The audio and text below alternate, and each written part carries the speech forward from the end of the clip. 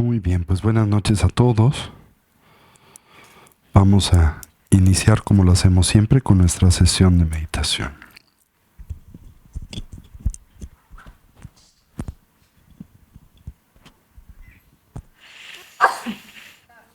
Saludo.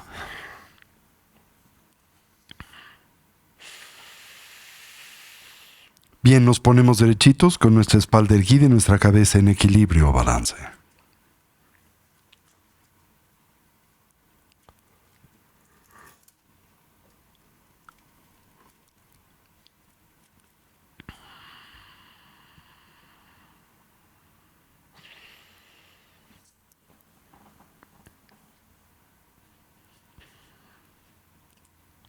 Comencemos por evocar una imagen mental de nuestra forma física. Y para ello introspectivamente recorramos a la misma desde la coronilla de la cabeza hasta las plantas de los pies.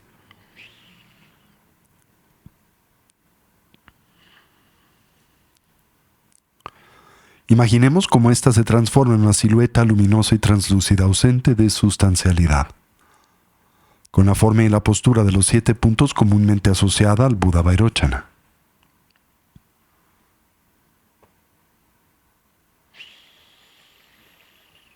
En nuestro medio surge el eje primario del sistema de energía sutil, constituido por el Avaduti, esto es por el canal central, así como por los 2 canales adyacentes, el masculino Rasana y el femenino Lalana. Al primero le concebimos como una espiga luminosa de color azul profundo, no más gruesa que el dedo meñique de la mano, como un tallo hueco de bambú. Recordamos, inicia su travesía en ese punto conocido como la apertura de Brahma, comúnmente localizado 8 dedos por detrás de la línea original del cabello, donde éste se abre y extiende como un cono embudo o como la punta de un mosquetón. Baja ligeramente por enfrente y paralelamente a la columna vertebral, hasta culminar en ese punto 4 dedos por debajo del ombligo, donde el mismo se cierra y redondea como la punta de un bastón. Los 2 canales adyacentes parten de las fosas nasales. Se extienden y suben hasta la coronilla de la cabeza, donde se encorvan como el cuello de un bastón, bajando paralelamente al canal central con el que se conectan en ese punto 4 dedos por debajo del ombligo. El canal masculino de color blanco, el femenino de color rojo, el primero a la derecha del canal central para los hombres y en la posición inversa correspondiente a la fisiología sutil de las mujeres. Con ello en mente nos involucramos con la yoga de las 9 respiraciones. Le acompañamos de esa forma especial de respirar conocida como la de el jarrón, ánfora o vasija. En esta, al inhalar, intentamos saturar la totalidad de nuestra capacidad pulmonar. Procedemos con la aplicación de la yoga de la retención de la respiración, volteando la atención sobre de sí misma, intentando reconocer y descansar en el estado y condición mental emergente más profundo, atento y concentrado. Subsecuentemente exhalamos con fuerza, como si disparásemos una flecha a través de un arco. Así decantamos 30% del prana, presente en la parte superior del cono pulmonar y correspondiente a la energía contaminada, esto es, la que sustenta la cognición conceptual y dualista de la mente o conciencia. A su vez fortalecemos al viento de sabiduría, que desde el momento de la concepción hasta la transición del morir, reside en el medio del canal central y del cual dependen las altas funciones de la cognición. Hacemos esto 3 veces para el canal masculino, energía blanca, 3 para el femenino, energía roja, y culminamos con la práctica de la gran vasija, el Bumpachen, en la que inhalamos simultáneamente por ambas fosas nasales energía de color azul. Retenemos la respiración girando el estómago 7 veces en el sentido de las manecillas del reloj y 7 veces en el sentido contrario. Mezclamos e inyectamos los vientos kármicos en el canal central. Fortalecemos al viento de sabiduría y propiciamos la emergencia de un estado mental más profundo, más atento y concentrado. Presionamos con la yema del dedo pulgar, la primera falange del dedo anular, abrazándole en el gesto conocido como el puño adamantino, con los dedos índices ligeramente extendidos, con los que recordamos bloquear las narinas de las fosas nasales y presionar los puntos de acupresión asociados a esta práctica. Así, conjuntamente, llevemos a cabo esta práctica, la yoga de las 9 respiraciones, y hagámoslo suavemente, de forma gentil, recuerden.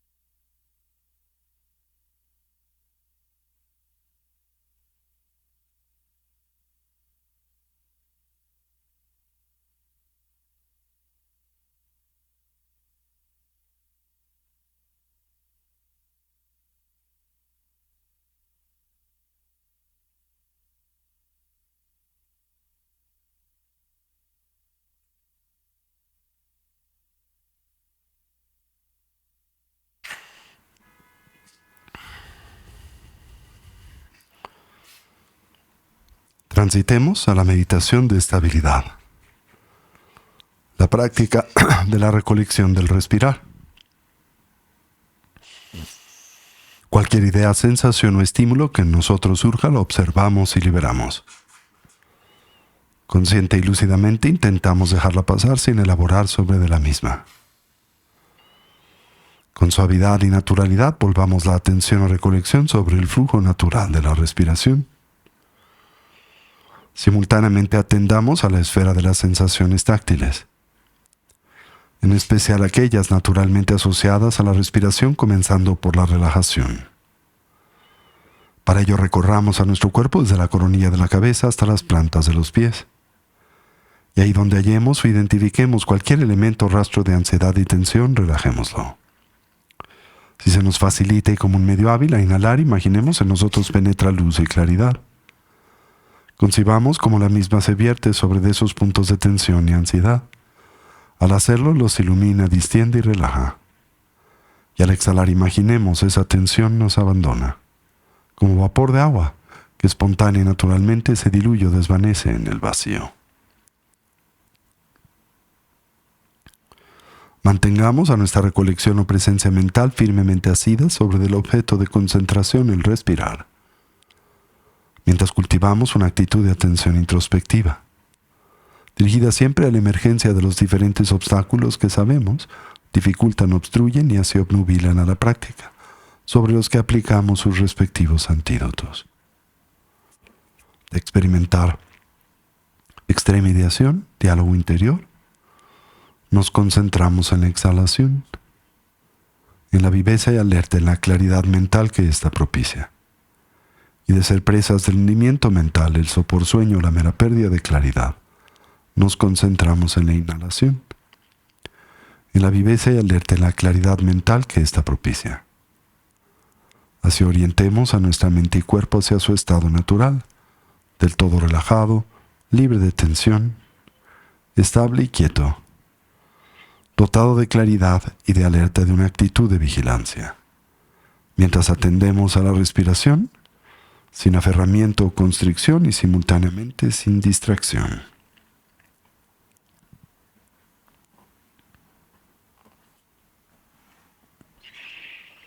Establezcamos una transición entre la agitación y el cansancio de la tarde-noche y el estado mental de atención y concentración necesario para el cultivo de las tres sabidurías.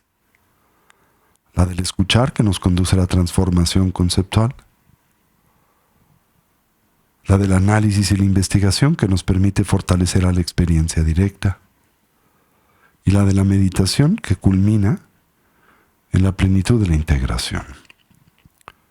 Con esta instrucción presente en silencio, aboquémonos al fortalecimiento y cultivo de esta dimensión y aspecto de la práctica. Así, toda la atención sobre el respirar.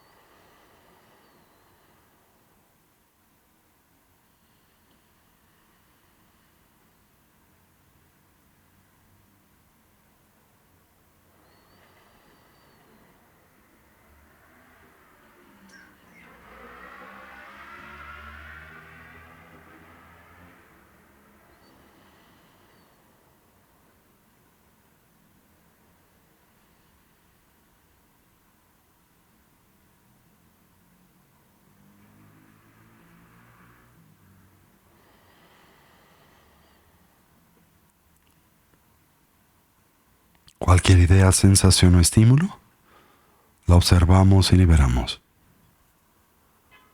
Consciente y lúcidamente intentamos dejarla pasar sin elaborar sobre de la misma.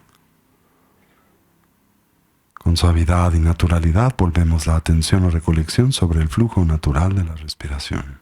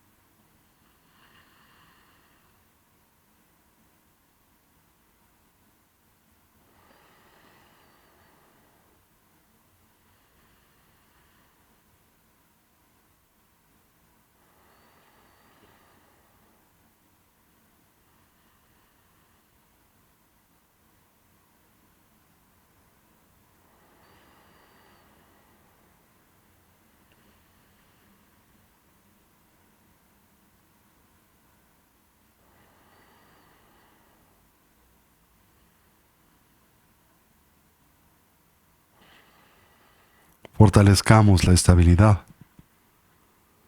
por la que comprendemos ese estado y condición mental profundamente imbuido de la continua presencia de la atención. Para ello observemos la natural expansión y contracción del diafragma y del abdomen, la cercana relación presente entre ese movimiento y el de la respiración.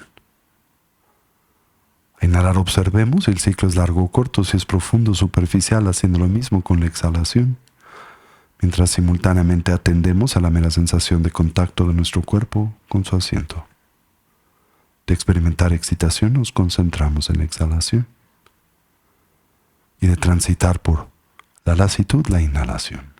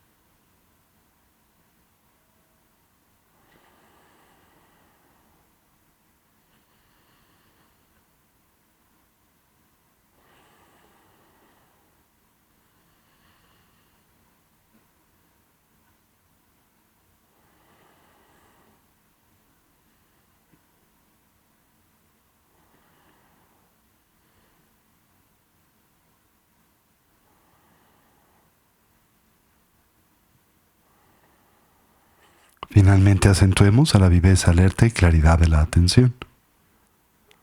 Para ello observemos el ingreso y salida del aliento por la punta de las narices o el labio superior. La natural sensación de contraste en la temperatura del aliento al entrar y escapar por las fosas nasales. Y si se nos facilita, como un medio hábil, la presencia de una pequeña esfera luminosa, un ticle en el medio del entrecejo en la que suavemente focalizamos la atención. Una vez más, de experimentar excitación, nos concentramos en la exhalación y de vernos presa de la lasitud, la inhalación.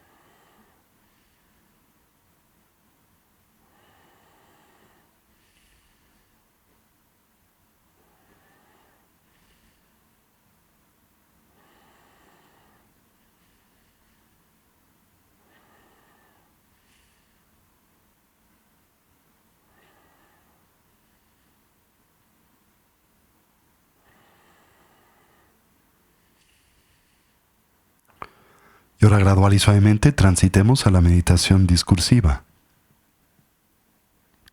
Reconozcamos en la misma un natural complemento a la práctica de la estabilidad. Y así evoquemos a los 4 pensamientos que orientan y motivan a nuestra mente hacia el despertar. Comencemos por la exploración de la preciada vida humana.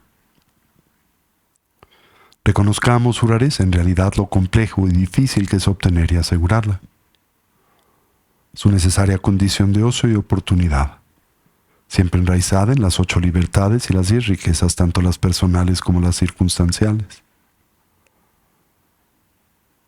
Lo fácil que es perderla, su fragilidad y transitoriedad, y así la gran más breve oportunidad con la que en efecto contamos aquí y ahora, para intentar imprimir y así dotar a nuestras vidas de una dimensión y sentido de genuino significado, el que naturalmente asociamos a la consecución del bienestar genuino a través del medio del estudio y la práctica del Dharma.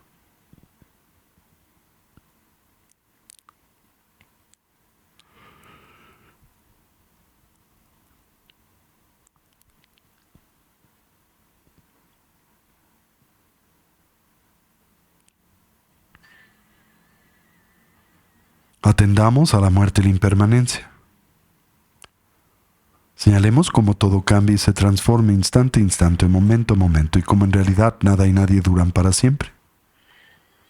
En especial comprendamos a nuestra condición mortal, y como la única variable del todo certera y segura en la vida es la de nuestra propia transitoriedad, y que en realidad desconocemos el cómo, el cuándo, es que la misma se presente o manifieste. Podría ser hoy. Con base en ello, intentemos pensar o reflexionar en torno a lo que debiese ser genuinamente importante, prioritario, significativo en nuestras vidas. Aquello que pueda brindar o aportarnos bienestar, paz y felicidad duradera. Contrastemos a la misma con su impostor, el mero placer hedónico, el sensorialmente condicionado, siempre y por definición temporal y relativo. Así, por lo que concierne a nuestra meta ulterior, finalmente inconsecuente. Lo que nos pueda preparar para la muerte siempre cercana, inminente e inesperada, tan solo el adiestramiento mental. Y lo que podamos llevar con nosotros durante la compleja y difícil transición, la del morir. La eterna continuidad de la mente y conciencia y con ella sus diversas impresiones, hábitos y tendencias. Determinémonos a fortalecer aquellos positivos y virtuosos, así como simultáneamente identificar, debilitar y eventualmente trascender a los negativos, los no virtuosos. Para ello contemplemos a las causas y sus consecuencias. Comprendamos cómo nuestro presente es el natural resultado de nuestra actividad pasada, la de mente, palabra y cuerpo, y cómo nuestro futuro será el efecto de la suma de nuestra actividad pasada y presente. Como todo lo que hacemos, pensamos y decimos se torna así insignificativo, haciéndonos del todo responsables de nuestra propia vida y vidas, y en especial de la experiencia que de éstas derivamos, siempre personal, íntima y subjetiva.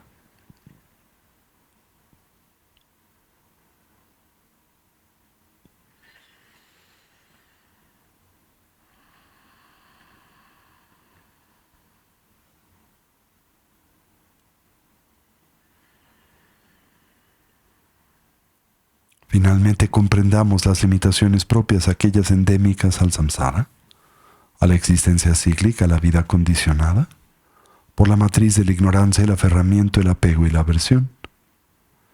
Y como en esta todos los seres sufren, como experimentan y transitan por un sinnúmero de dificultades, conflictos y problemas de la misma manera que nosotros. Podemos empatizar con estos, conocemos la experiencia del sufrir, y naturalmente desearíamos ser capaces de ayudarles.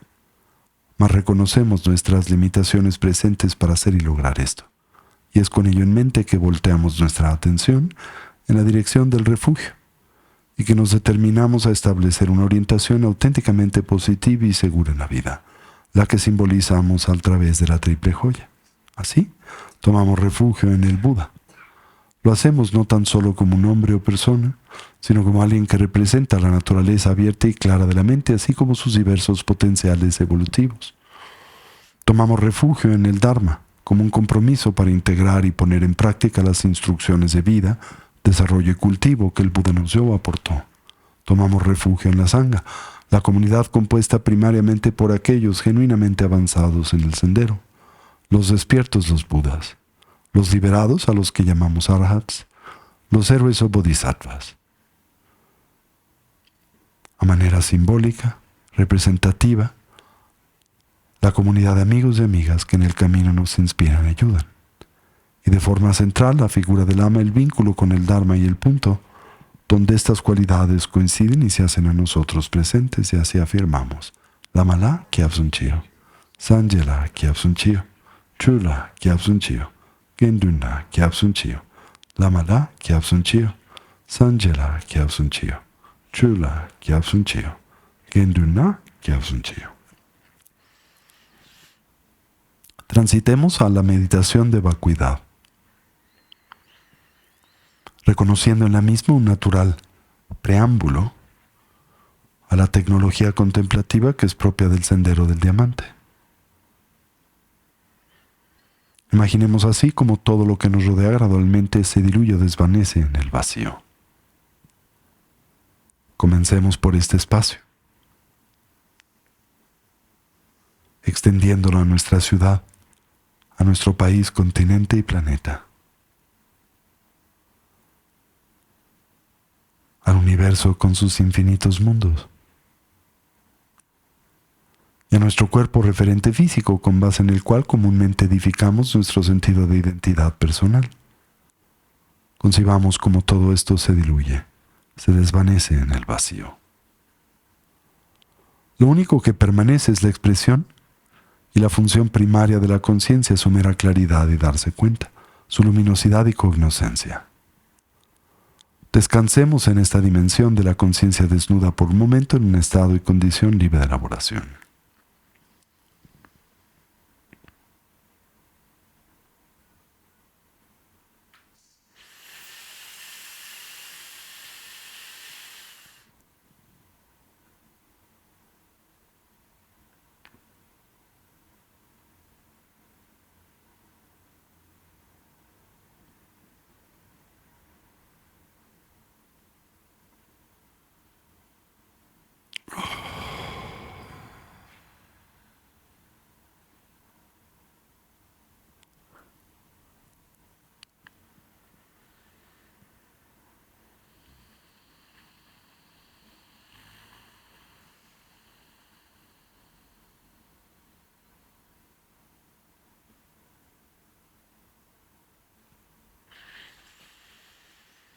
Transitemos a la fase de creación, la degeneración o nacimiento propia de la práctica de unificación con el principio del despertar Shakyamuni Buda. Para ello imaginemos como frente a nosotros, a la altura de nuestro entrecejo y a 1,5 metros, surgen 8 leones de nieve. Dispuestos en un cuadrángulo, recordamos, representan la valentía, el arrojo y la osadía que en el sendero y camino espiritual son indispensables. Sobre sus lomos emerge un trono dorado y engollado que representa la realeza del estado lúcido y despierto de la mente, su natural dignidad. Y sobre del mismo aparece una flor de loto blanca y luminosa de 8 pétalos abierta, que representa y simboliza nuestra naturaleza búdica.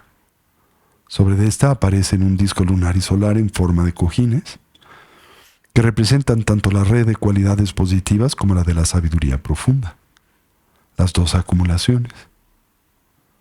Y sobre de las mismas se corporiza la figura del Shakyamuni Buda, blanca, luminosa y translúcida, presente mas simultáneamente ausente de sustancialidad, la síntesis entre la apariencia y vacuidad.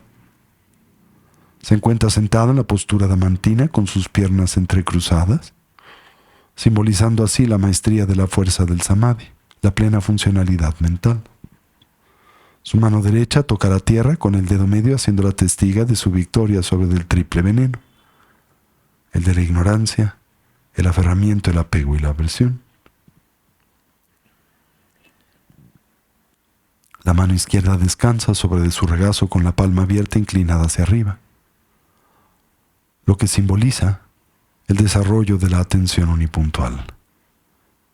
Y sobre esta aparece la escudilla del renunciante, que a su vez contiene el néctar de la sabiduría y larga vida, y en el que síntesis de los potenciales que en el sendero deseamos actualizar y obtener, tomamos refugio y le decimos: querido Lama, auxílianos a purificar y a transmutar nuestras limitaciones en oportunidades. Shakyamuni Buda nos sonríe. Se manifiesta contento y satisfecho por la determinación que tanto individual como colectivamente esta tarde-noche a todos nos anima. En consecuencia, a su alrededor surge el campo del mérito, la comunidad de seres despiertos, constituida por miriadas de budas y bodhisattvas, de seres liberados, de dakas, dakinis y protectores, de yiram shavakas, pratyeka, budas, yogis y yoginis.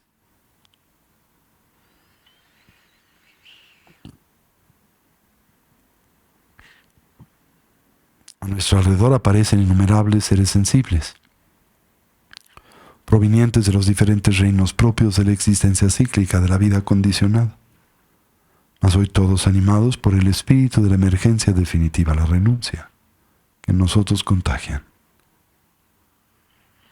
Del corazón de Shakyamuni Buda se irradia un intenso haz de luz blanca. Se extiende hacia todos los seres, mundos y dimensiones. Y al arribar al campo del mérito, en este propicia una honda y profunda transformación. Ahora todos esos Budas y Bodhisattvas reaparecen dotados de la auténtica presencia de Shakyamuni Buda y animados por la determinación de la transformación. Recordamos, representan el fundamento de la mente despierta, la unicidad de la conciencia iluminada.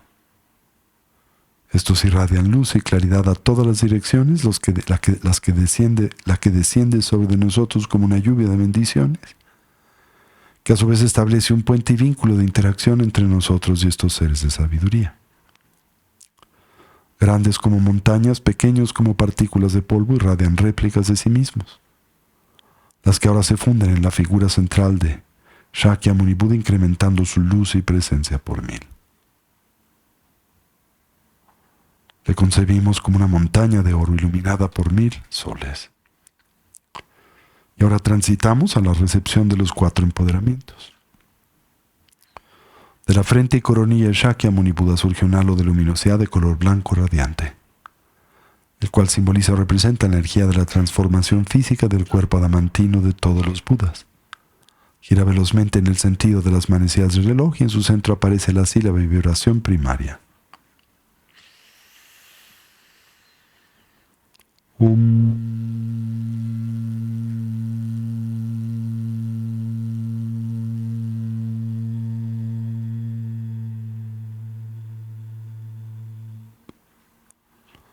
poderoso haz de esta luz y claridad es ahora irradiado de la frente del Buda hacia nuestra propia frente y coronilla. Penetra en nosotros como un espeso néctar que recorre las paredes internas de nuestro cuerpo y arrastra sus impurezas y limitaciones. Imaginamos esto acontece en 3 etapas. En la primera concebimos nuestras limitaciones físicas presentes salen de nuestro cuerpo por las plantas de los pies, las palmas de las manos, los poros del cuerpo y el ano, como si se tratase de tinta negra y humo negro, que al abandonarnos y vertirse sobre la tierra, en ella opera como un nutriente. En una segunda etapa, imaginamos, se purifican nuestras limitaciones físicas potenciales, quizá como nuestros problemas latentes, nuestras limitantes genéticas salen de nuestro cuerpo de la misma manera, pero ahora como pus sangre coagulada y ennegrecida. Al vertirse sobre la tierra se transforma en abono.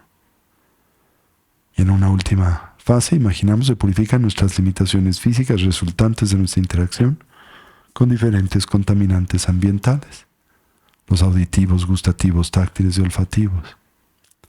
Nuestra visión kármica de la vida, la que nos ata a la existencia cíclica, los eventos ambientales y estelares que nos son detrimentales. Todos salen de nuestro cuerpo por las plantas de los pies, las palmas de las manos, los poros del cuerpo y el ano, como miriadas de alimañas que al abandonarnos se diluyen en el vacío. Y donde sea pertinente aplicamos las fuerzas y poderes de oposición, reconociendo en las mismas el corazón de la purificación, y mientras sentimos esto experimentamos la fuerza vibratoria de la sílaba Om dentro de nosotros 3 veces.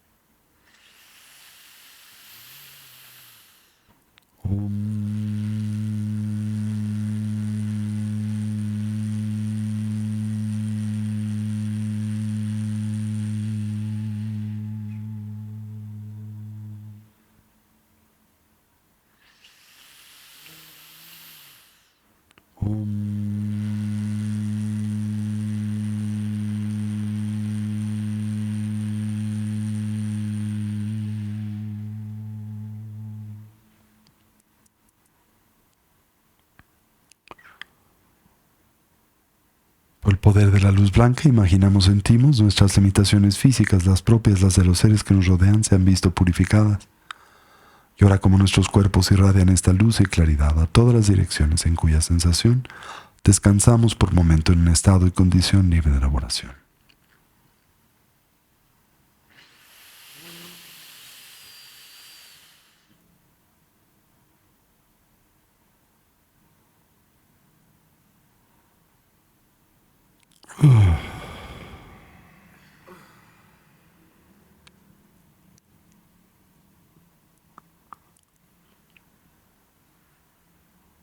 Y ahora imaginamos o sentimos como del área de la garganta del Buda surge un halo de luminosidad de color rojo radiante, el cual simboliza o representa la energía de la transformación verbal de la habla adamantina de todos los Budas.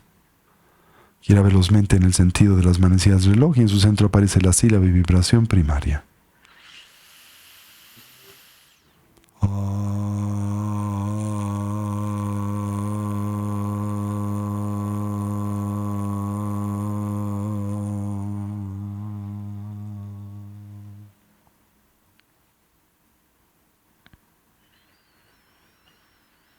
El poderoso hace esta luz y claridad.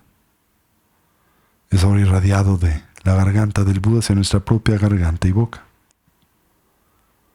Penetra en nosotros como un espeso néctar que inunda las paredes internas de nuestro cuerpo y gradualmente del todo nos satura desde las plantas de los pies hasta la coronilla de la cabeza. En la superficie de este néctar, imaginamos, emergen esferas oscuras que representan nuestras limitaciones verbales o comunicativas. Toda tendencia es el uso de un lenguaje que divide y que daña, que habitual y comúnmente se muestra irreflexivo, y que tiende a distorsionar la realidad, en especial cuando nos vemos movidos por fines autocentrados y egoístas. Al arribar esas esferas al área de la cabeza, se derraman por ojos, oídos, boca y nariz, y se diluyen en el vacío.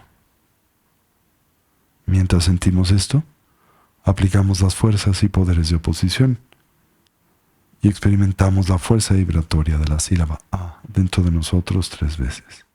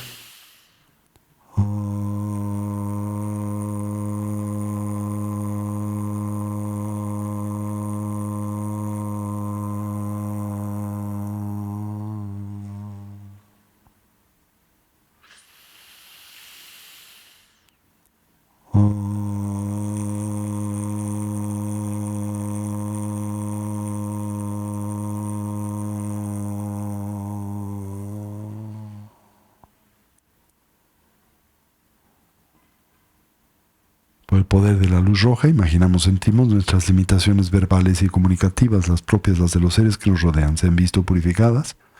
Y ahora como nuestros cuerpos irradian esta luz y claridad a todas las direcciones en cuya sensación, descansamos por un momento en un estado y condición libre de elaboración.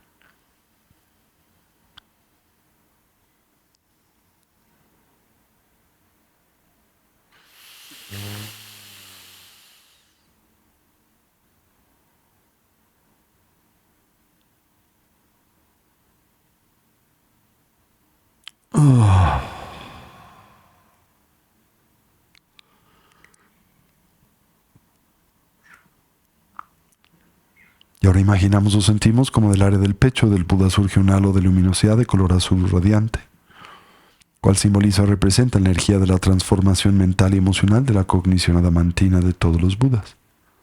Gira velozmente en el sentido de las manecillas del reloj y en su centro aparece la sílaba de vibración primaria.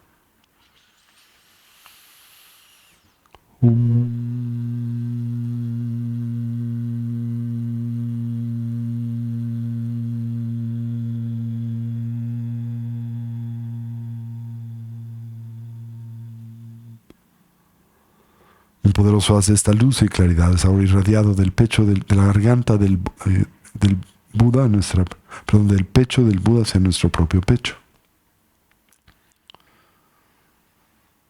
Disipa nuestros oscurecimientos mentales y emocionales, toda forma de ignorancia, aferramiento, apego y aversión, de celos y orgullo. En especial, nuestra percepción dualista y su natural consecuencia, la reificación. Y una vez más, donde sea pertinente, aplicamos las fuerzas y poderes de oposición y mientras sentimos esto, experimentamos la fuerza vibratoria de la sílaba Hum dentro de nosotros 3 veces.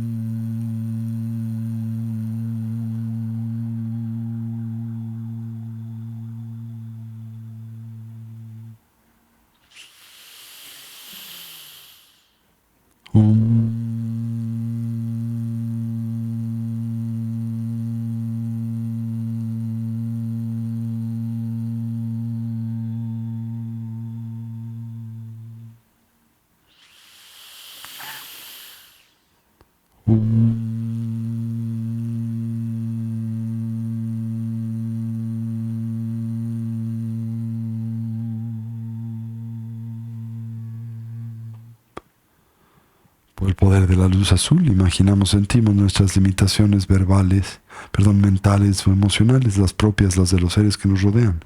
Se han visto purificados y ahora como nuestros cuerpos irradian esta luz y claridad a todas las direcciones, en cuya sensación descansamos por momento en un estado y condición libre de elaboración.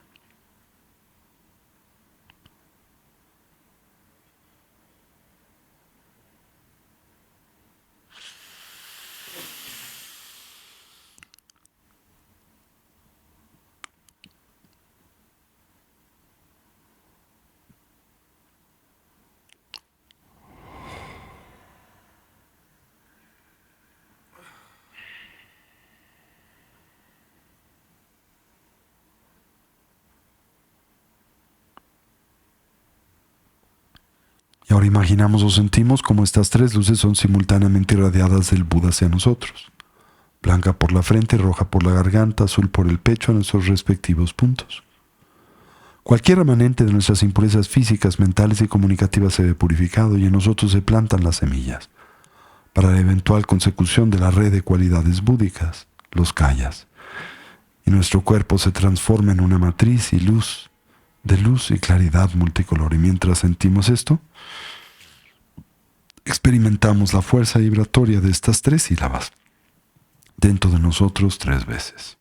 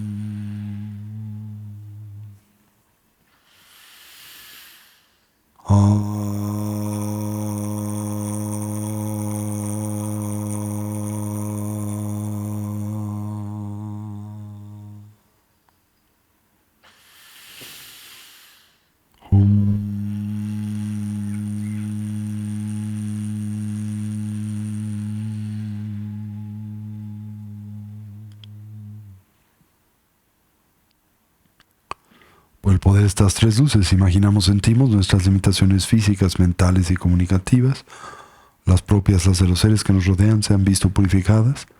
Y ahora, como nuestros cuerpos irradian esta luz y claridad multicolor a todas las direcciones en cuya sensación, descansamos por un momento en un estado y condición libre de elaboración.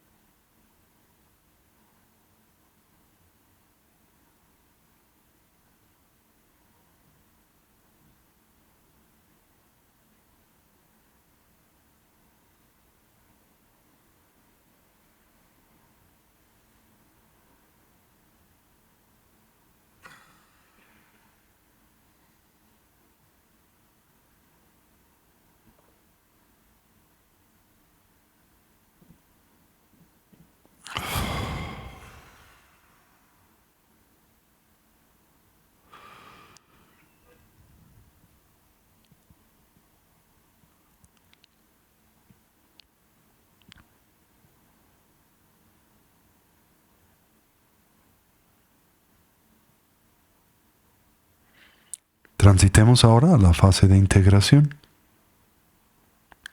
Shakyamuni Buda se desplaza y coloca sobre la coronilla de nuestras cabezas 4 dedos por encima de estas y 8 por detrás de la línea original del cabello, viendo en nuestra misma dirección. Los 8 leones de nieve se disuelven en el trono dorado y encollado, en la flor de loto, el disco lunar y solar, y estos en Shakyamuni Buda. Budas y bodhisattvas se disuelven en luz y claridad. Penetran por la coronilla de la cabeza de Shakyamuni Buda y se funden en como el agua se funde en el agua. Imaginamos que no queda resto alguno de nuestra identidad ordinaria y convencional, aquella animada por nuestra historia individual, y reemergemos dotados de la auténtica presencia de Shakyamuni Buda, de sus habilidades y cualidades. Imaginemos el universo reaparece como un Budaverso, como un entorno exaltado en donde todos los seres son Budas, los sonidos mantras, en donde todo es perfecto, radiante y luminoso, y mientras sentimos esto experimentamos la fuerza vibratoria del mantra succinto de Shakyamuni 108 veces. Dayata Om Muni Muni Mahamuni Soha. Dayata Om Muni Muni Mahamuni Soha. Dayata Om Muni Muni Mahamuni Soha.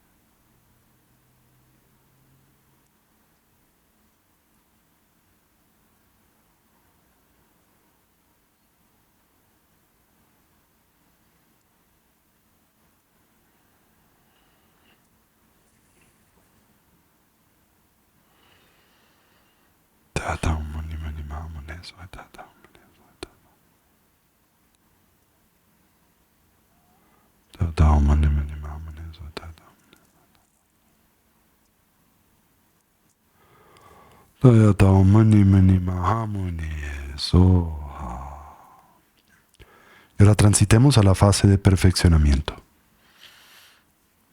Recordemos cómo en esta simulamos la transición del morir y el dormir, aquellas en donde de forma espontánea y natural surge la luz clara esencial de la mente, que a través de este medio nos educamos a reconocer y estabilizar. En nuestro medio surge el canal central. Shakyamuni Buddha irradia luz y claridad, penetra en el medio del mismo y reaparece a la altura del corazón con sus ojos bien cerrados. Le emulamos. Vientos sutiles, gotas neurales, emprenden su travesía hacia la gota indestructible en el medio del chakra del corazón. Las esencias vitales masculinas de color blanco descienden por la parte superior del canal central. Las esencias vitales femeninas de color rojo ascienden por la parte inferior del mismo. Como una pinza presionan a la luz clara esencial de la mente. En el instante en que escuchemos el palmear de las manos, la gota indestructible se fisura y libera a la luz clara esencial de la mente o conciencia, la conciencia primigenia, en la cual intentamos descansar por un momento, libres de elaboración.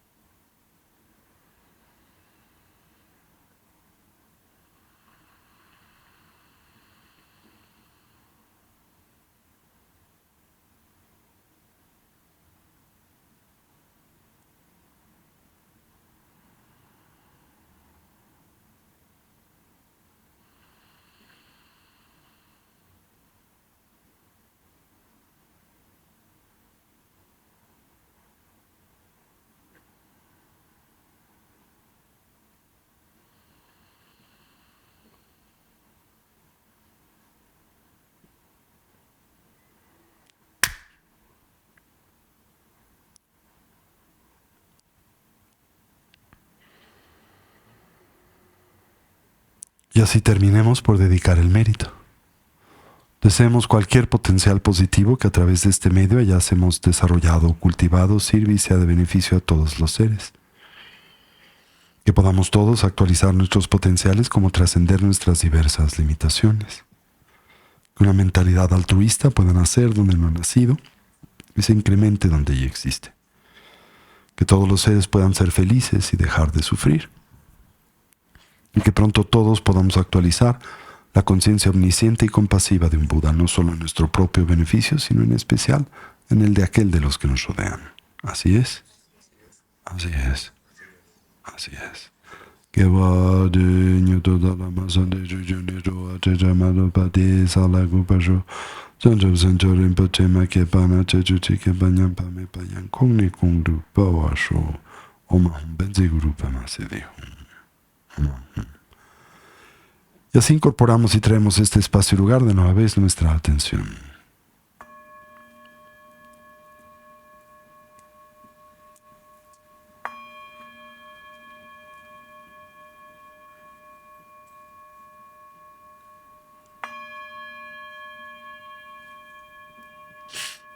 Muy bien. Les recuerdo que este sábado 4 estaremos auspiciando el último de nuestro ciclo de retiros del primer semestre. Estará bajo la guía del venerable Lopon Dorje Hunli, quien nos visita muy amable y generosamente precisamente para auspiciar este programa que hemos intitulado Todas las apariencias son la proyección de nuestra propia mente. Y durante el mismo pues estaremos presentando una variedad de aproximaciones que tienen por objetivo la investigación metódica de la naturaleza de la mente y cognición, conocer simultáneamente la naturaleza de nuestras emociones y experiencias y aprender a manejar especialmente los estados difíciles e incómodos de nuestra vida emotiva en general. Bien, esto será de 10 de la mañana a 5 de la tarde en nuestro Centro de Investigación Contemplativa en Avándaro, Valle de Bravo. Estaremos proveyendo la comida ese día y bueno, la idea es que lleguemos temprano y terminemos alrededor de las 5 de la tarde, cuando todavía hay sol, cuando todavía hay luz, para los que así deseen regresar ese mismo día a la Ciudad de México.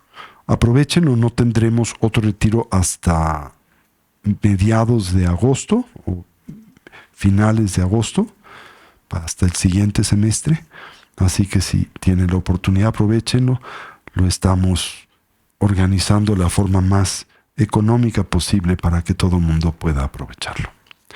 Esto es este sábado, recuerden, 4, con el venerable Lopon Dorje Hun Lee, su servidor. Bueno.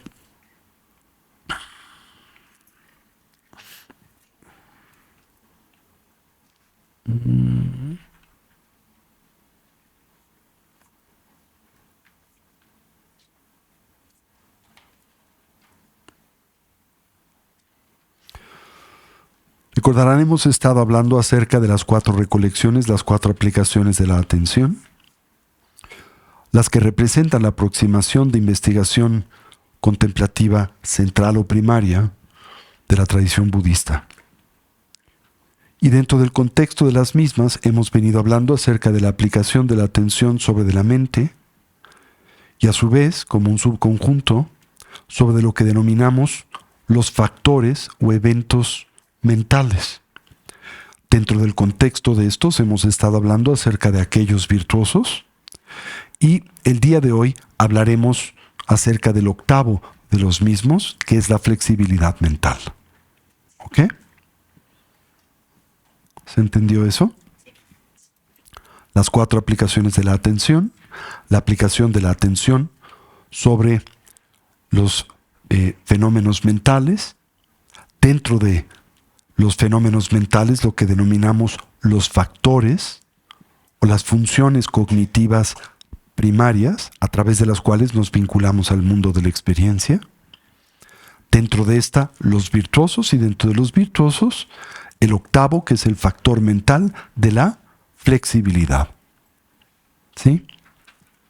Se dice que el mismo tiene por objetivo, la función primaria de este es eliminar la rigidez tanto mental como física, para a través de ese medio permitirle al practicante, a la conciencia propia del mismo, el aplicarse a cualquier tipo de tarea que desee llevar a cabo, ¿no? Especialmente y naturalmente las virtuosas, de cualquier forma en que éste desee. Le aporta a la mente flexibilidad, ¿sí?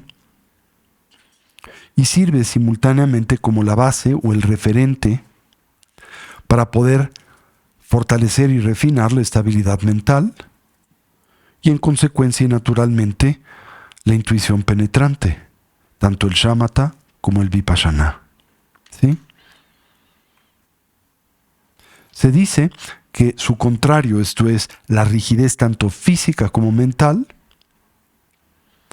representa un estado mental o corporal disfuncional que se caracteriza primariamente por la pesadez tanto física como mental, emocional y cognitiva, y por lo tanto su natural consecuencia, que es la dificultad o inhabilidad para poder hacer lo que uno desee. ¿Ok? Eso es lo que entendemos por este octavo factor de la conciencia en el contexto del subconjunto de los virtuosos, el de la flexibilidad mental. Va de nuez.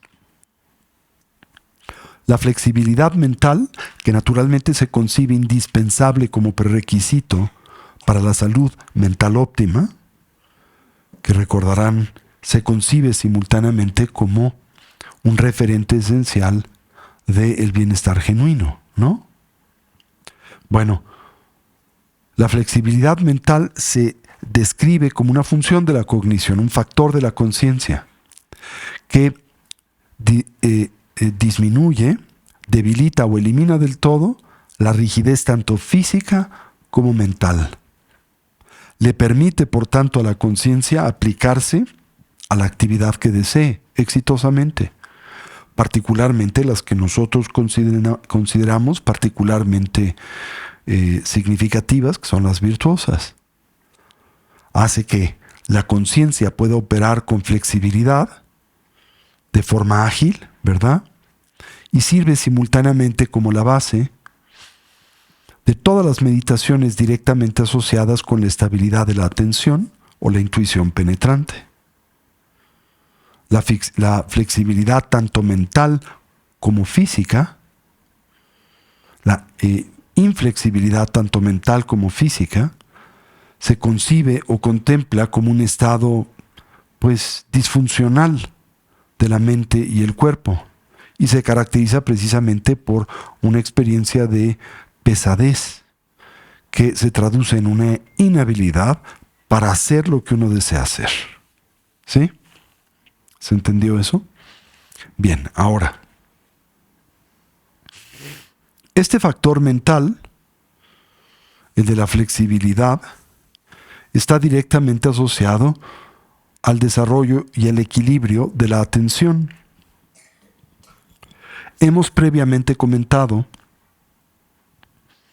que para que nosotros podamos reclamar un estado y condición óptimo de bienestar y felicidad, tenemos que por naturaleza cultivar y detonar uno mental. Y como este depende del desarrollo de 4 equilibrios. El equilibrio en la facultad del deseo y la volición, el equilibrio en la facultad de la atención, el equilibrio cognitivo y finalmente el equilibrio emocional. ¿Se acuerdan? Ahora, dentro de estos, la flexibilidad mental está particularmente asociada al equilibrio de la atención. Así entonces, el equilibrio de la atención, incluyendo el desarrollo o el logro de la atención sostenida, prolongada y voluntaria, se considera, insisto, un factor central para el reclamo de la salud mental, el bienestar genuino y para la correcta y adecuada ejecución de cualquier tipo de actividad. ¿Sí?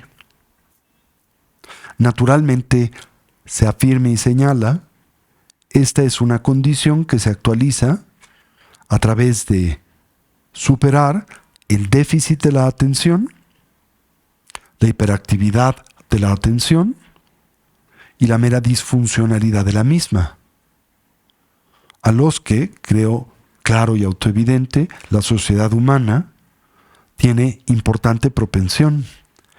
Y no solamente a aquellos individuos, por ejemplo, a los que se les diagnostica ADHD o este síndrome de déficit, hiperactividad o disfuncionalidad de la atención, sino en buena medida a la sociedad en su totalidad.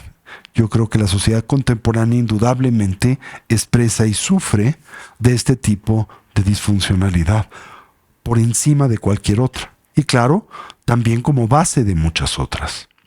Ahora, el déficit de la atención, ¿por qué se caracteriza?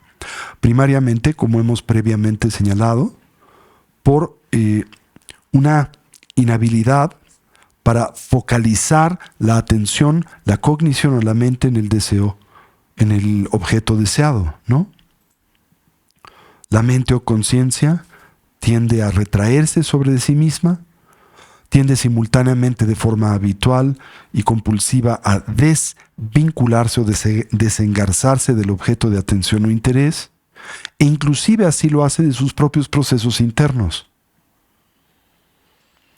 Sufre una pérdida significativa de claridad y por lo tanto la habilidad de poder detectar y dilucidar su presencia y condición. ¿Se entendió eso? La hiperactividad de la atención, ¿Cuándo ocurre?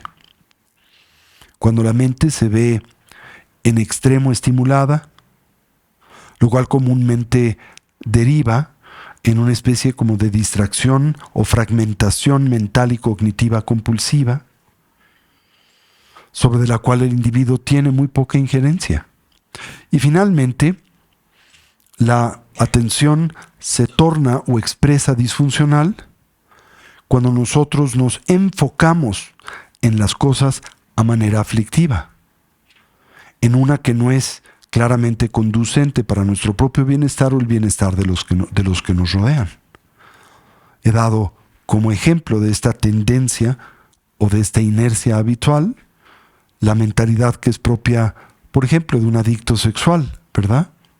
Que tan solo puede atender y percibir a otro de esa forma, como un objeto sexual.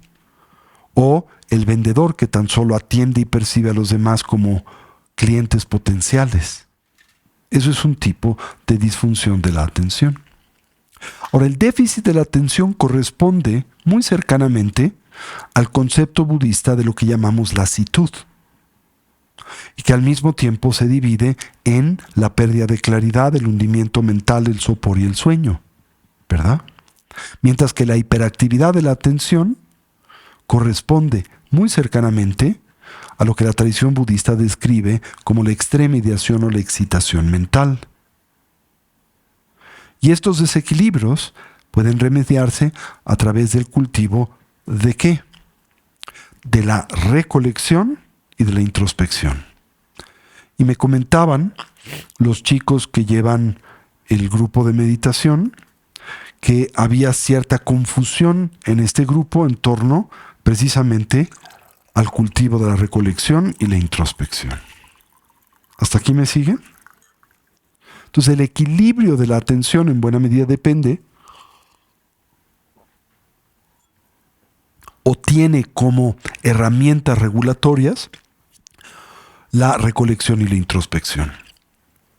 Así que recapitulemos un poquito ese tema. Primero, desde la perspectiva de la filosofía contemplativa del Buddha-Dharma, ¿qué se entiende por recolección? La palabra recolección es una que yo empleo para traducir el término sánscrito smriti, como también es el término de mi preferencia para traducir la palabra tibetana Rempa.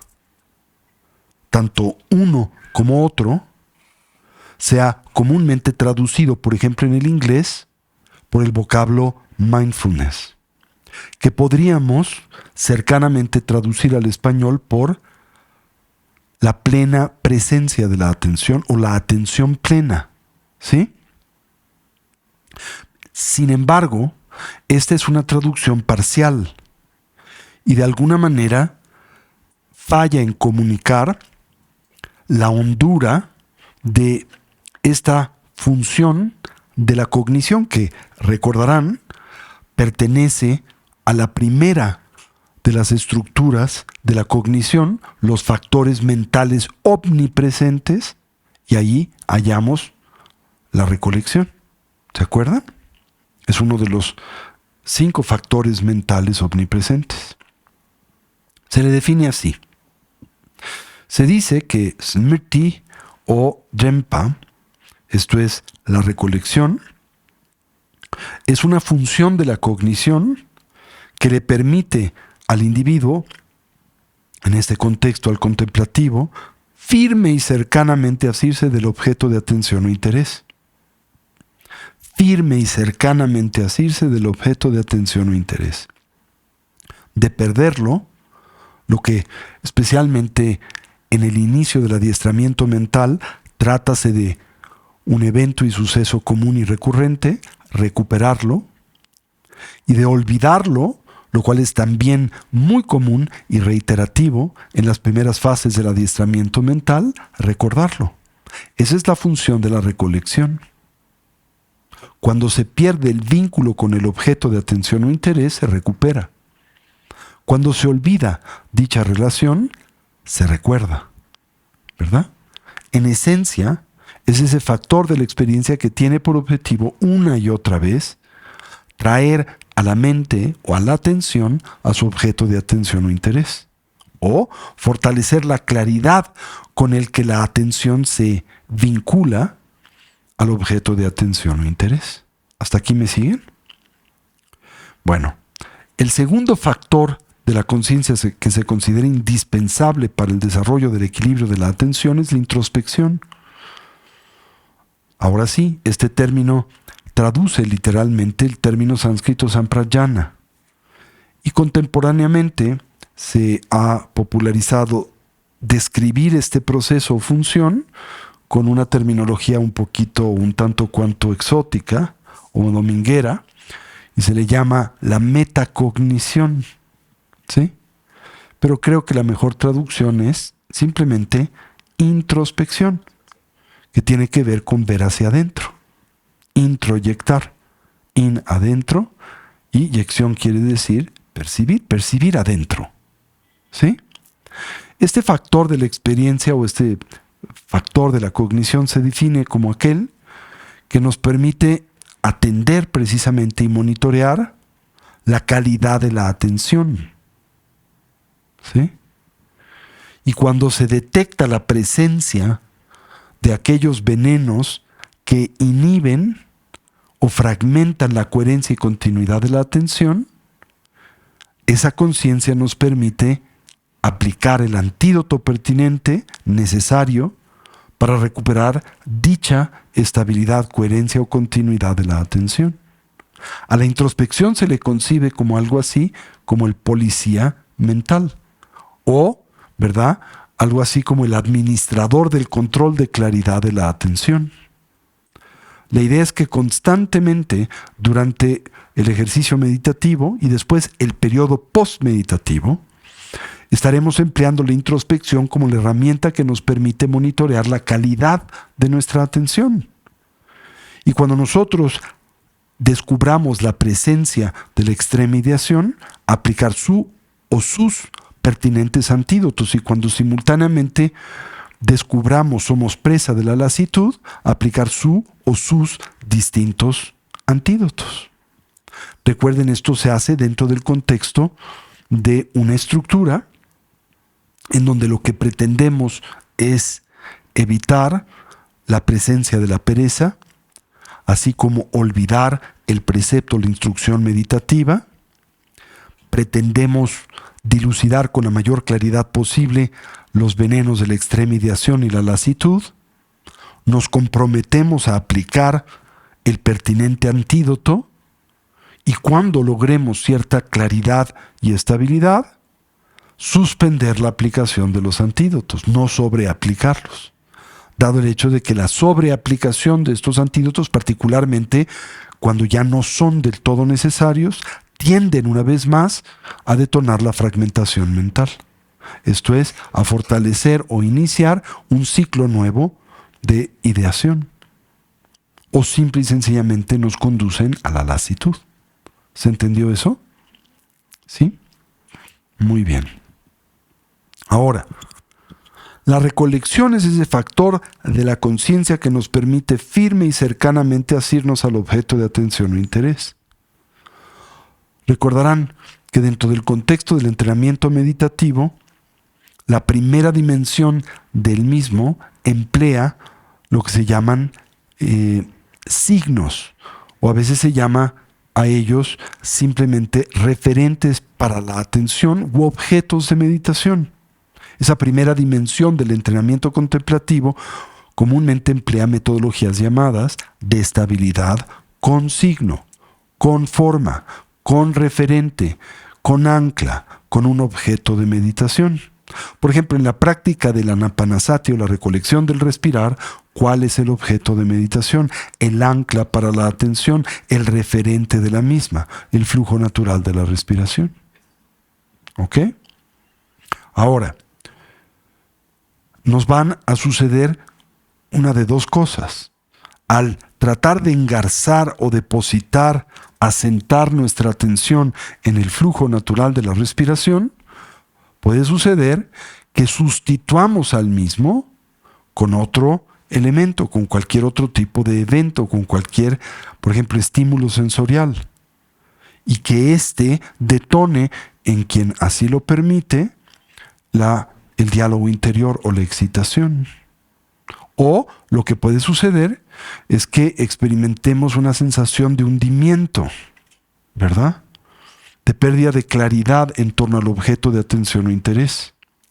Y cuando esa sensación se manifiesta, el individuo pierde la fineza en el vínculo con el objeto de meditación. Y si no se corrige con tiempo, culmina en la pérdida de conciencia, precisamente en el sueño.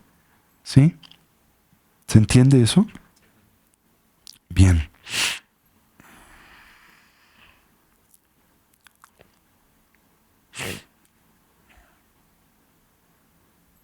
Ahora, la introspección es diferente a la recolección. En la recolección, lo que se pretende es exclusivamente mantener a la conciencia engarzada al objeto de atención o interés. Y la introspección tiene por objetivo el constantemente examinar la calidad de dicha atención. ¿Hasta qué punto es que la misma es ya presa o se ve expuesta a la excitación? ¿Hasta qué punto es que la misma ya se encuentra afectada por la lasitud? Y si la lasitud o la extrema ideación se manifiestan en su forma grosa, sutil o muy sutil, o en su forma grosa, media y sutil. Porque también de el dilucidar esa condición depende con qué fuerza se aplica el antídoto. Por ejemplo, si uno sufre de excitación sutil, no debe de aplicar antídotos orientados para la excitación grosa, ¿verdad? Y si uno sufre de una excitación sutil, no debe de aplicar los antídotos de la grosa, sino lo de los sutiles. ¿Se entiende eso? Eso es muy importante. ¿Cuáles serían los antídotos grosos? Acuérdate, primero, hay que definir qué es la excitación grosa. En la excitación grosa, el 80% de la atención se desengarza del objeto de meditación y tan solo queda vinculado al mismo como un 20%. En la excitación media, el 50% de la atención se desengarza del objeto y el 50% permanece en él. Y en la sutil, el 80% de la atención permanece firmemente asida al objeto y solo un 20% se encuentra disasociada del mismo, ¿no? Entonces, dependiendo de esos estadios, aplicamos los antídotos que conocemos, pero con la particular intensidad necesaria. Cuando eres presa de la excitación grosa, el antídoto que se aplica es muy fuerte, digámoslo así. Tiene que ser ciertamente fuerte y un poco violento. Cuando transitas por un estado medio de excitación, el mismo antídoto se aplica, pero más suave, ¿verdad? Y cuando transitas por una excitación sutil, el antídoto se aplica, pero de una forma extremadamente suave. ¿Se entiende eso? Imagínate como si fueras un surfeador. Y tu meta es permanecer bien estable y asido a la cresta de la ola, ¿no? Vas a tener que lidiar con dos venenos. El de la excitación, que en este contexto podemos equipararlo a perder la cresta de la ola, caer por enfrente de la misma y verte revolcado por esta. Ese es un sinónimo de la excitación. Y la lasitud, en este ejemplo, se ilustraría con el perder la inercia de la ola, y por lo tanto simultáneamente perder la sustentación de la misma, de tal manera que no te revuelca la ola, simplemente te hundes, porque ya perdiste la inercia de la ola y por lo tanto al perder la inercia, la fricción que permite, ¿verdad?, la sustentación de la tabla de solfeo. Entonces, cuando no te mueves, ¿qué le pasa a la tabla? Ya no te sostiene, simplemente se hunde en el agua. Esa es la metáfora de la excitación y el sopor, ¿no? Ahora, en esencia, cuando estás a punto de caer sobre la ola, ¿cuál es el antídoto? Cuando estás por caer sobre la ola y ahora te va a revolcar como surfeador, ¿qué tienes que hacer? ¿Cuál es el antídoto? O Tienes que hacerte hacia atrás y relajarte un poco, ¿no? Para que la ola no te revuelque. Y al revés, cuando estás a punto de perder sustentación, esto es, la ola empieza a avanzar más rápido que tu tabla, ¿qué debes de hacer? Pararte enfrente de la tabla. Generalmente los surfeadores se paran en la punta de la tabla. Y al hacer esto, la tabla de surfeo se acelera. Y al acelerarse, alcanza a la cresta, ¿no? Ahora, si estás a punto de caerte del todo, esa corrección tiene que ser brusca. Porque si no la haces brusca, te caes de bruces. ¿Me doy a entender? Al mismo tiempo, si estás ya al borde de hundirte, de perder la ola, que se te vaya, tienes que muy bruscamente acelerar la tabla para alcanzarla de nueva vez. ¿Hasta aquí vamos? Ahora, si en contraste, no estás del todo a punto de colapsarte sobre de la ola, pero estás empezando a eso, vas a tener que hacer el mismo ajuste, pero más suavecito, ¿verdad? O si empiezas a perder la sustentación de la ola, entonces tienes que acelerar la tabla, pero muy suavecito. Y así subsecuentemente, dependiendo de la necesidad del momento. ¿Se entendió eso? Entonces, la recolección es como el equilibrio que te permite mantenerte parado sobre de la tabla. La recolección es simultáneamente la presencia mental, es como la cera que aplicas en la tabla para no resbalarte de la misma, y el equilibrio que usas para estar en ella presente. ¿Y qué sucede? Estás monitoreando esa calidad todo el tiempo, de tal manera que si te desequilibras, vuelves a tomar equilibrio. Si empiezas a resbalarte, empiezas a buscar el centro de la tabla. Eso es la recolección. Y la introspección es esa facultad que te permite estar atento, monitoreando de forma continua y constante tu calidad de atención, si eres presa de la extremediación o ya eres presa de la lasitud, y aplicar el antídoto pertinente. Esa es la diferencia entre una y otra. ¿Eso se entiende o no? Clarísimo qué es recolección y qué es introspección, porque estos dos elementos son centrales en el entrenamiento meditativo, ¿sí? Es lo que hacemos, lo que refinamos en la práctica, por ejemplo, del shamatha. Bien. Ahora, y simultáneamente el desarrollo de la estabilidad de la atención, que está íntimamente ligada a la flexibilidad mental, el octavo de los factores mentales virtuosos, depende de el cultivo de tres elementos. El primero es la relajación, el segundo es la estabilidad y el tercero y último es el de la viveza, alerta y claridad de la atención. Indudablemente pienso que uno de los aspectos más intrigantes del entrenamiento de la atención budista pues tiene que ver con la relación que existen entre estas tres cualidades indispensables para desarrollar en la meditación, que son la relajación, la estabilidad y la alerta, o la viveza y claridad mental.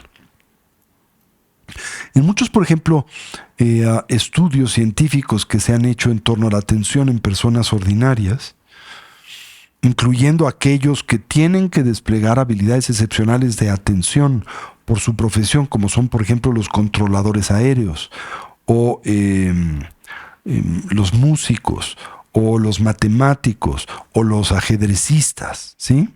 Los psicólogos han encontrado una relación inversa entre la relajación y la excitación de la atención, o la estimulación de la atención. Cuando uno se encuentra profundamente relajado, hay un bajo nivel de viveza en la atención comúnmente.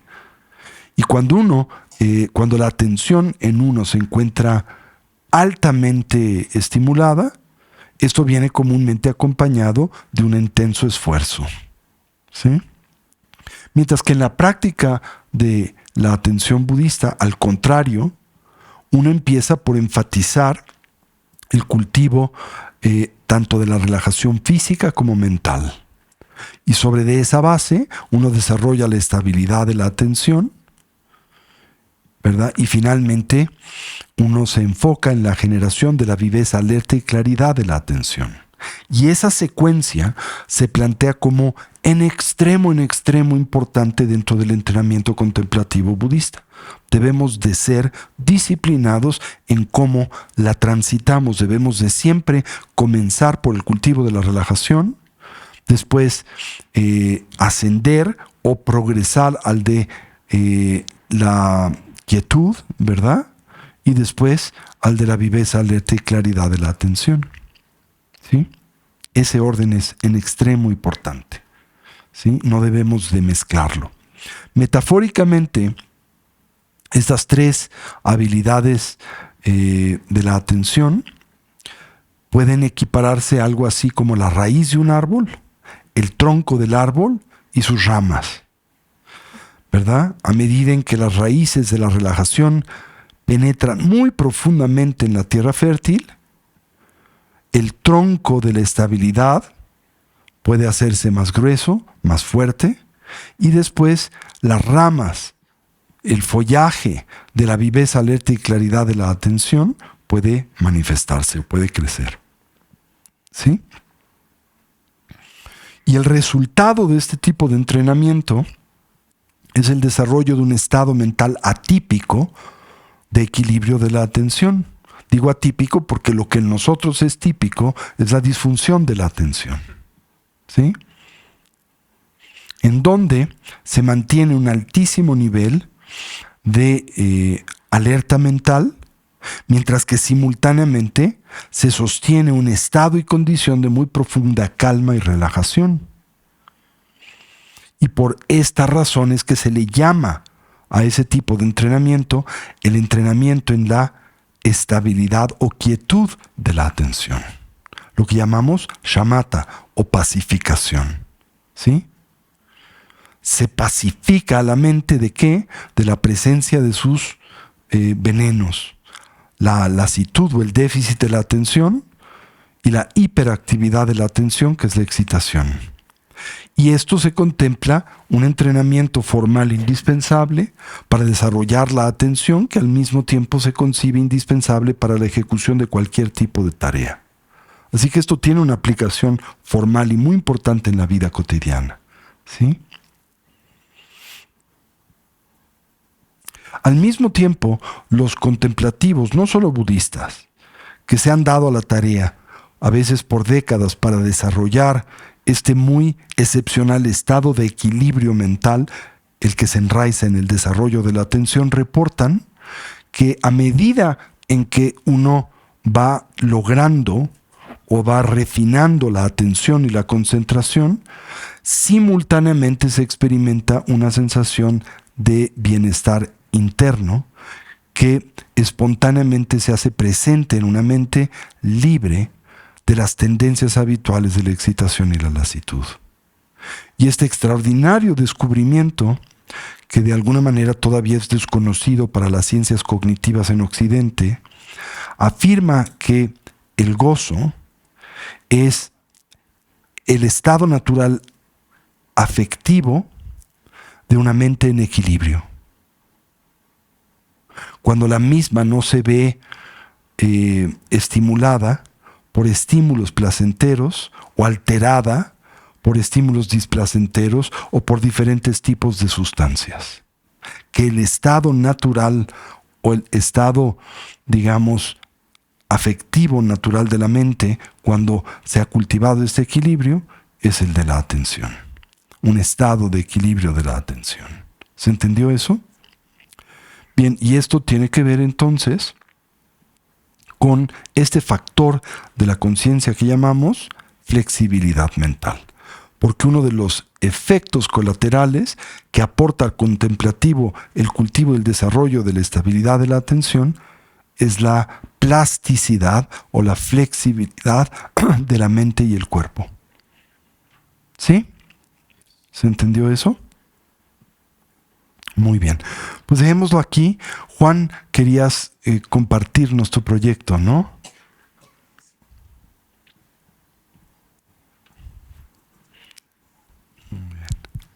Si me permito tomarles un minuto nada más para hacer de su conocimiento que ahora en octubre tenemos pensado hacer un peregrinaje a la India, como ya hemos hecho 2 o 3 ocasiones anteriores. Estos peregrinajes tienen su historia y más recientemente es bajo los auspicios de Khenpo Pema y de, pues digamos, su hermano espiritual, que es el queridísimo Lama Guru Gyaltsen, que es un experto en la zona. La intención es ir a conocer y estar y practicar en todos aquellos sitios que tienen una relación directa con la historia del Buda Siddhartha Gautama en su episodio en estos años tan virtuosos que pasó en la India en estos años, hace ya 25 siglos. De manera que del 25 de octubre al 19 de noviembre recorremos todo lo que sería la parte de Varanasi, Sarnath, donde da su primer discurso, Bodh Gaya, donde se ilumina, conocemos todos los alrededores de Bodh Gaya, con todos los diversos monasterios que hay ahí, espectaculares todos, pero sobre todo el lugar tan auspicioso donde se ilumina el Buda. templo de la gran iluminación en Mahabodhi. Exacto, al pie del árbol del Mahabodhi. Vamos también a Rajgir, donde da su gran discurso de la perfección de la sabiduría. De la perfección de la sabiduría. En el pico de los buitres. En el pico de los buitres. Estamos también en la parte de la Universidad de Nalanda, que es también un lugar espectacular que tiene mucha historia. Durante 8 siglos fue pues prácticamente el lugar más importante de instrucción budista en el mundo antiguo de la India. Vamos a Vaishali, donde también impartió unas enseñanzas importantísimas, las últimas enseñanzas que dio el Buda. Estamos en Kushinagar, donde pasa al Parinirvana. Estamos en Shravasti, que es uno de los lugares donde pasaba grandes retiros bajo los auspicios del rey del lugar. Y bueno, pues estamos en Lumbini, en Nepal, el lugar donde nace. Lo estoy mencionando así un poquito en el orden del recorrido. No es un orden cronológico porque es muy difícil seguir una logística de ese tamaño. Agregado a este recorrido, estaremos en el monasterio de Pema Sal. El monasterio de Pema Sal, que tiene un vínculo muy fraterno con Casa Tibet, es el monasterio principal de la escuela Sakya en Nepal. Y en este monasterio, al cual pertenecen Khenpo Pema y pertenece también Guru Gyaltsen, pues van a estar celebrando la puja de Vajrakilaya, uno de los eventos más importantes del año en este monasterio, que tiene una serie de rituales, una serie de, ofrendas por las mañanas, por las tardes, pero sobre todo al final hay todo este espectáculo de las danzas cham, que le llaman, todas estas danzas que hacen, emulando a los protectores, a las deidades, a las dakinis, etc. Es algo pues, muy vistoso y de lo mejor que hay en el ramo en Nepal, ¿verdad? Estaremos ahí un par de días y terminamos en Katmandú, conociendo lo mejor de Katmandú. Unos 3 días, son muchos lugares que tiene este lugar muy, muy importantes. Todos los monasterios alrededor del estupa de Bodhanath, vamos al estupa de Swayambhu, en fin, visitaremos muchos lugares también en Katmandú. Entonces, pues vamos a organizar este grupo, empezando en Delhi, terminando en Katmandú.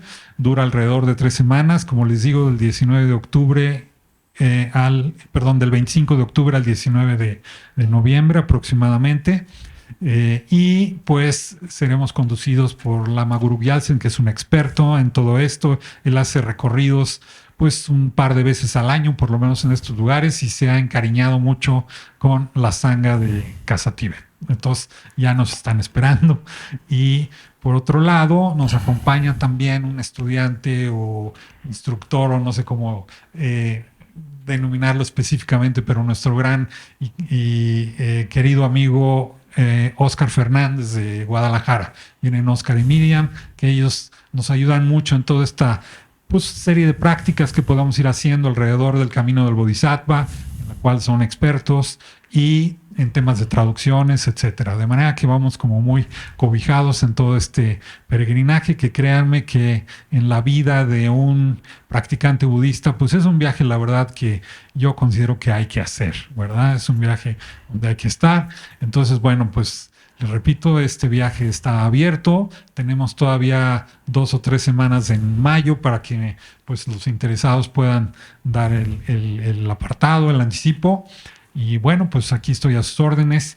Si quieren, algunos, voy a dar un teléfono aquí de WhatsApp, que a veces ha resultado lo más eficiente para que se comuniquen conmigo, tanto los que están aquí presencialmente como los que me estén viendo en otras sedes. Es el 55 30 84 15 05. Repito, 55 30 84 15 05.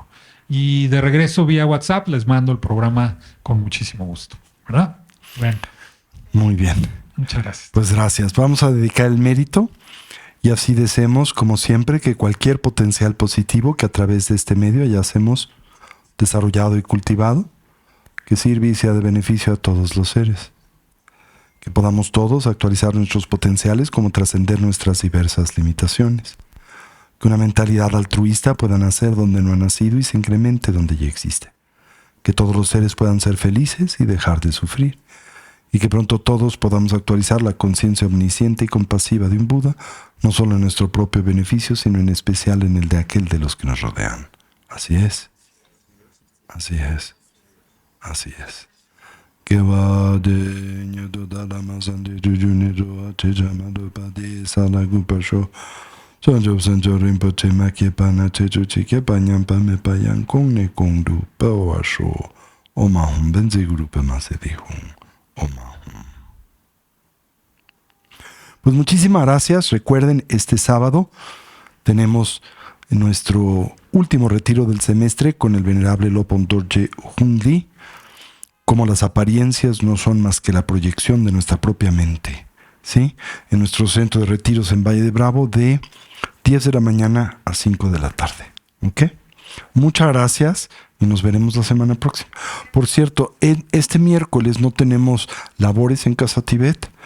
Por si alguien pensaba visitarnos, no vamos a, pues, día del trabajo y es un día de ley que tenemos que dar a nuestra administración.